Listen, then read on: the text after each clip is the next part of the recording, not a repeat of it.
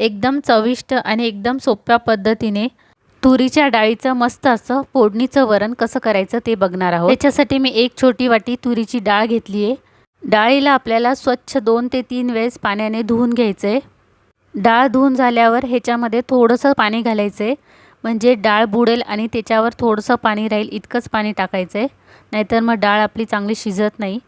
ह्याच्यामध्ये मी पाव चमचा हळद टाकली आहे आणि थोडंसं ह्याच्यामध्ये हिंग टाकायचं आहे आणि कुकरला लावून ह्याला 3 ते 4 शिट्ट्या करून छानपैकी शिजवून घ्यायची आहे। डाळ आपली छानपैकी शिजलेली आहे। आता ह्याला आपण छानपैकी हटवून घेऊया, म्हणजे एकजीव करून घेऊया। आता ह्याच्यामध्ये आपण पाणी टाकूया आणि मग परत एकदा हलवून घ्यायचे। पाणी टाकल्यामुळे बाजूला जी डब्याला किंवा भांड्याला डाळ चिटकलेली असती ती पण निघते आणि आपल्याला फोडणीमध्ये पटकन टाकता येते। मी ह्याच्यामध्ये अजून थोडंसं पाणी टाकलं आहे आणि एकदा परत ह्याला हलवून घेणार आहे।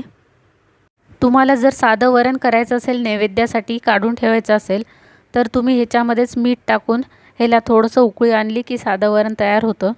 थोडं काढून ठेवायचं आणि बाकीच्या वरणाची फोडणी करायची। आता आपण फोडणीचं वरण कसं करायचं ते बघूया। ह्याच्यासाठी मी कढई गरम केली आहे आणि त्याच्यामध्ये 2 चमचे तेल टाकले। तेल आपलं गरम झाले की ह्याच्यामध्ये आपल्याला छोटा 1 चमचा मोहरी टाकायची आहे आणि मोहरी थोडी फुटत आली की ह्याच्यामध्ये 1 चमचा जिरं टाकायचं आहे।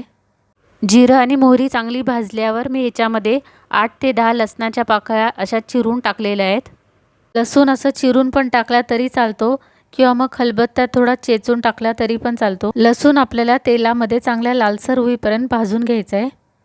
आता ह्याच्यामध्ये मी 2 ते 3 मिरच्या बारीक चिरून टाकलेल्या आहे, किंवा आपल्या आवडीप्रमाणे कमी अधिक करू शकता। आणि ह्याला पण आपल्याला थोडा वेळ फ्राय करून घ्यायचं आहे। छोटा पाव चमचा हिंग टाकायचा आहे। छोटा पाव चमचा हळद टाकायची आहे। आपण डाळ शिजताना हळद आणि हिंग टाकली होती, तरी पण कमी वाटली म्हणून मी अजून टाकली आहे।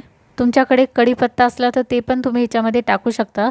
माझ्याकडे सध्या संपलेला आहे। आता आपण मगाशी शिजून घेतलेली ह्याच्यामध्ये डाळ टाकायची आहे। पाणी पण आपण डाळीसोबत मगाशी टाकलं होतं, तरी तुम्हाला जर कमी वाटलं तर तुम्ही ह्याच्यामध्ये वाढू शकता। आपण ह्याच्यामध्ये अजूनपर्यंत मीठ टाकलं नव्हतं, तर ह्याच्यामध्ये आता मी चवीप्रमाणे मीठ टाकते आहे आणि ह्याला आपल्याला छानपैकी उकळून घ्यायचं आहे। हॉटेलमध्ये मिळतं जसं दाल तडका किंवा मग आपलं फोडणीचं वरण मस्त असं तयार झाले। न विसरता ह्याच्यामध्ये आपल्याला कोथिंबीर टाकायची आहे।